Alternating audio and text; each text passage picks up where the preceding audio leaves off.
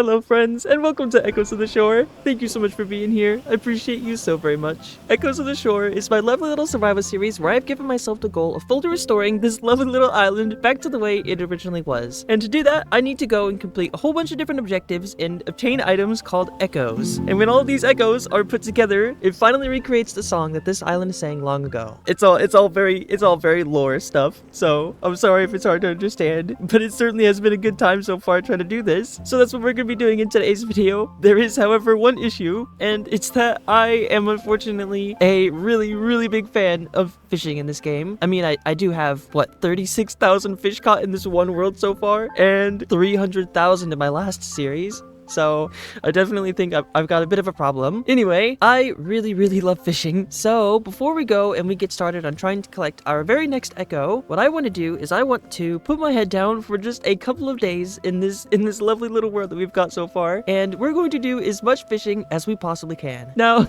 I don't know what that would mean exactly in terms of numbers, but typically in a week, if I have enough free time, I can usually get around about 5,000 fish done. So hopefully by the end of this video, we will be at our 40,000 goal, which is crazy to think about because I originally gave myself the goal of 50,000 fish for this series. However, looking at it now, it certainly looks like it's going to be around the 100,000 mark for how long this is going to have to go on because of how much work I've got to do. So that's very exciting. I get to do a bunch more fishing and a whole bunch of building. However, if you are new here, I do think it's worth mentioning that I'm trying as best I can to keep this island more or less uninhabited, except for just my own little house here, because you know I'm the only one that lives here, of course. So I've got just this one little house and my lovely little ship over here, and I'm trying to keep it that way as best I can. So for the most part, a lot of the building I'm going to be doing in this series is going to be just a bunch of terraforming or some form of nature related build, be it a bunch of trees,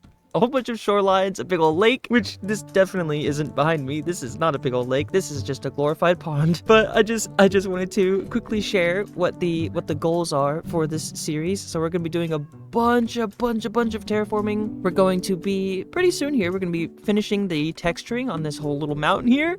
We've got a lot of texturing and moving around of this mountain here to do, and especially the grass bits. That's what I'm very excited to do, like the grass overhangs and like adding the path and everything to it. So between our videos and stuff, I have tried to put together a tiny little piece of what I wanted to do for the grass overhang, kind of just spread out through the entire mountain. And it's this little piece right here. This is what I've been working on. I threw this together in like 20 minutes, so it doesn't look the greatest, but I do like the slope that's on the corner here now. This feels very natural for me. I quite like it. So we're gonna do these types of things kind of just all over a majority of the base of the mountain, because I want the grass to be more sparse as we go upwards, because it is a mountain after all. So I just wanted to give very quickly a tiny example of what we're going to be doing. Actually, you know, now that I think about it, I think we're going to be doing it today. After all of my fishing and everything, of course, we've got a lot to do. So I also think, for the very first time, I want to do my fishing over here. This actually is one of my favorite spots to just sit and like look off into the ocean and everything. There's just something about this shoreline bit right here that I feel like is definitely my best work. So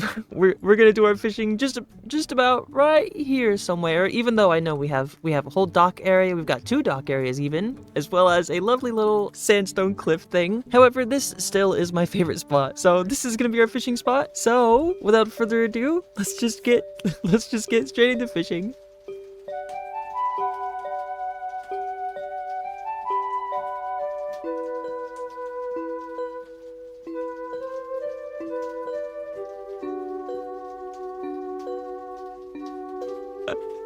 And welcome back from the lovely little fishing time lapse. This has certainly been a very productive couple of days for me so far. What was that? Three days of fishing and 30 plus hours of footage. Goodness gracious. We have been very busy with our fishing, and I will say right now, I am very excited to hurry up and get started on the next bit of business. However, at the very end of our last episode, we were at a total of 36,000 fish, or rather 35,500 50 fish caught? I can't remember. It's been many weeks now since I last played, or since I last made the video. So it's been a little while. And after like 30 something hours, we are now at 43,319. Oh my gosh.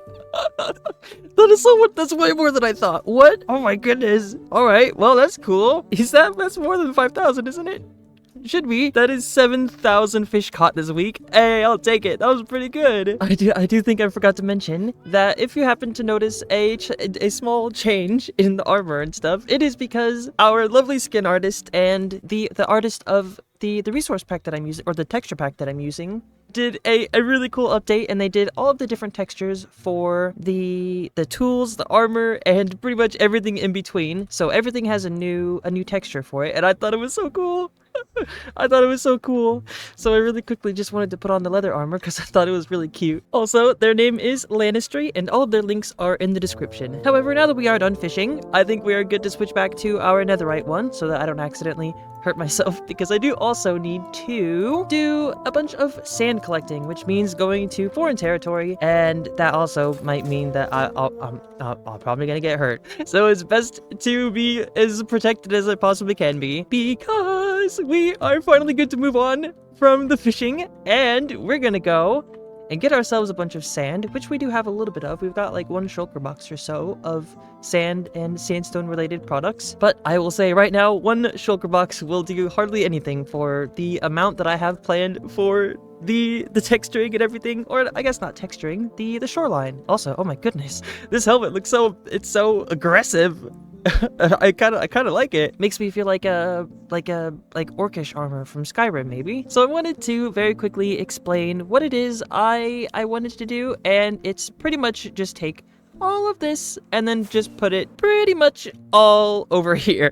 Now, I don't know if I want to actually expand the current size of the island, because right now this is about how big it is in terms of like land, right? So we've got a bunch of grass and we've got a bunch of surface area. But I don't know if I want to add more of like this, but over to this side. So I'm still trying my best to figure out the parameters of this all. It is all very made up. So there's really no like big plans behind any of this, other than I'm just trying really hard to get my next echo, which for this video is going to be the one that you get for if you complete all of the shoreline or like sand related activities, which is why I'm wanting to bring it all the way around on every single side, as well as the humongous task of connecting all of the shorelines to the actual bottom of the ocean. So this is going to be quite a task. But I'm so excited for this. I love terraforming more than probably anything in this game, other than fishing, of course. Oh, that's right. I also wanted to change all of the grass here to moss. I'm realizing that is actually what makes it feel quite weird to me right now, is all of this like grassy like overhang and stuff. I feel like it would look much better if it was all moss, and then we could create the big shadows with the deep slate. So maybe really quickly I could give you an example of that. So we would be changing out the moss for grass, or we would be changing the grass out for moss, and then we'd just be doing a bunch of like deep slate stuff. So as an example, we're just gonna do a little tiny twirl. And there we go. We have officially switched out every single piece of grass in this area to the lovely, much more saturated green of the moss. Now, that's not to say that the grass, I think, looked bad at all. It certainly gave off a much more like older style of terraforming. The moss is very much more saturated, and I think looks a bit more modern in terms of the landscaping and everything. And I definitely think this is going to be a one-off situation where I've used moss as the main bit of terraforming for all of this, because I do really love still the grass overhangs, especially the ones that we had in our last series, the Fishcraft series. But here we are. This is what we have so far in terms of our lovely landscaping, and this is what we wanted to do with the moss. So I think this is what we're gonna do with the rest of the area as well. So let me just give you a very tiny tour very quickly of all the things that we've done and all the things that we still have to do, starting of course with all of the moss that we replaced from the grass and everything, which I think looks absolutely lovely. However, I maybe I should have kept it as grass. I know that's a crazy thing to say after I just replaced it all. But I think this section here, I think it does look okay, but there's something about like this part right here and the overhang now that kind of makes it looks very jagged and like kind of spiky. I feel like the grass with the bit of dirt kind of softened it a little bit, whereas this kind of is blending it all together, and it makes it look like just a big old pile of green. But this side over here looks really good to me. I really like this change where I've added all of this into moss instead of grass, especially for these bits right here where there was the dirt that was underneath the grass on the top. So this definitely is a learning experience. I should have only done probably half. Also, maybe the problem isn't that this looks bad as moss. Maybe I think maybe I just haven't done it properly, I'll be honest. I think this really could do for a bit of an upgrade in terms of the amount of depth this overhang has. I think maybe we need to extend it out just a couple more blocks this direction, or like facing this way, so that the overhang kind of is a bit more prominent, and we can add a bit more like smooth shapes into it instead of having to hit the wall like right here and then it kind of just blends into each other. So I think maybe we'll add that to our list. However, we're gonna have to move on from this for right now because we still have a crazy amount of shoreline stuff to do in this video, but we have done some of it already. As a little example, I did make a few little adjustments here and there.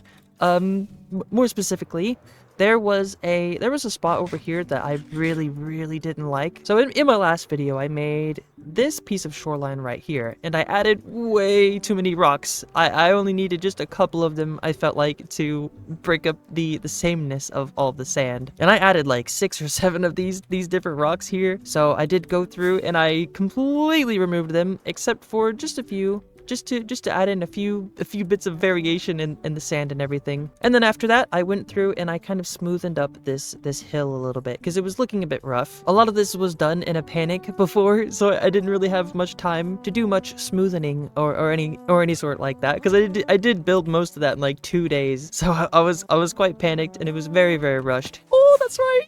I forgot to mention that I did also do a tiny little bit of extension, or a bit of an extension on this piece of shoreline upwards, as well as a tiny bit of smoothing it out, because I also did have this, I had this left in a pretty rough spot at the end of the last video. It was very noisy and I didn't like it at all, but I do think it's come out a little bit better, and it's definitely shaping up. Now I just gotta do this literally everywhere else.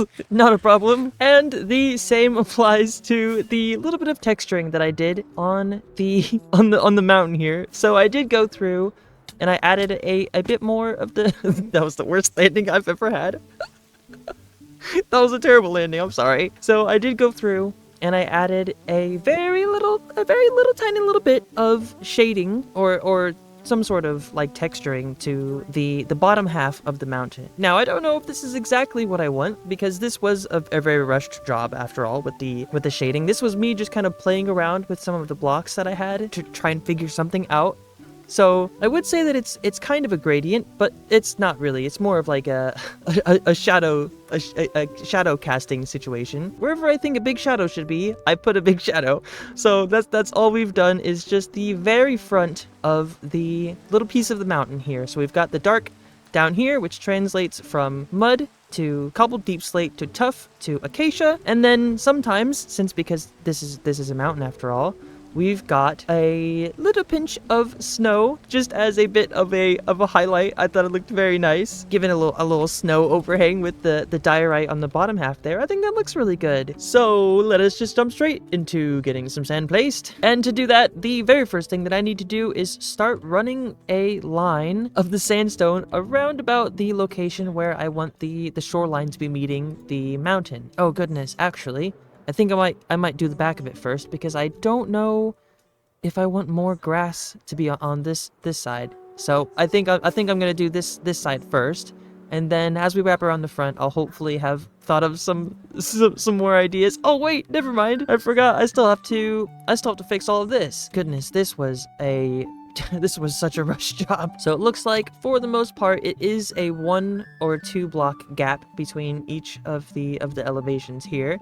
So we're gonna stick to that same pattern here, and every 1 or 2 blocks we're gonna start going upwards, and then the farther up we get, the longer they're going to be spaced out, just so that it kind of evens itself out, or starts flattening instead of just being a big old mountain of sand. So we're gonna go here like this. Yeah, so this is the point where we start doing 2s. 1 2 1 2 jump, 1 2 3 jump, 1 2 3 jump, and then now we're gonna start doing 3s. So 1 2 3 4 jump.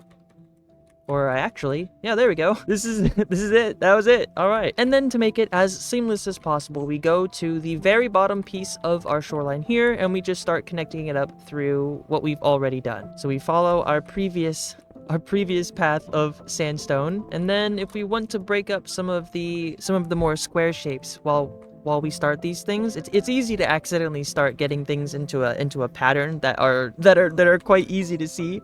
So you can break those up by just adding little bits of wonkiness to the middle sections of those. There we go. It's looking good. So now we just need to close off this top section. However, I do want this rock right here to be very visible as well, so I think I'm just going to kind of go around it without making the sand build up, except for maybe a little bit in some of these smaller corners like this. Yeah, so we're gonna start doing 3s here before we start going upwards, and then since we're getting to the point where we want these to start thinning out, we're going to start putting it to a point so that it looks like it's kind of mounded or it's gotten to a point where it's kind of thinned out because of how much it's been pushed up into the shoreline. So we kind of make like a little peak direction where we want it to go, like this, and we're gonna do the same thing, kind of just wrapped all the way around. Oh, I do see a bit of a pattern here. So we're going to take out some of this and make it look more like a crevice. And then as the final touch up for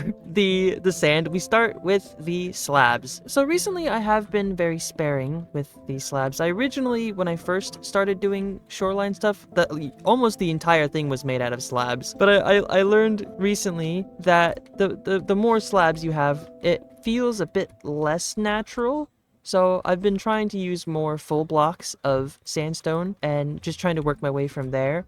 So I'll chisel the shape out with sandstone first, and then afterwards I'll go through with the sandstone slabs and then just work with it from there. This section of the shoreline, however, is an exception because pretty much everywhere else on this entire shoreline here, I have been using the slabs very sparingly. So when I first started this whole section here, my whole goal was to have this piece of sand different from the rest of them. So I did use a bit more slabs than normal, just because I wanted this to feel more, I guess, elevated or more pointy, I suppose. And the slabs do a really good job of that when you have them at the tops of the peaks. I'm not sure how to explain that properly, but you can probably see it, how much more jagged this one is compared to the rest of them. It feels less like waves and more like spikes. There we go. Now we're going to quickly put in a couple more slabs. All right, there we go. Is that our very first piece of shoreline done for the video?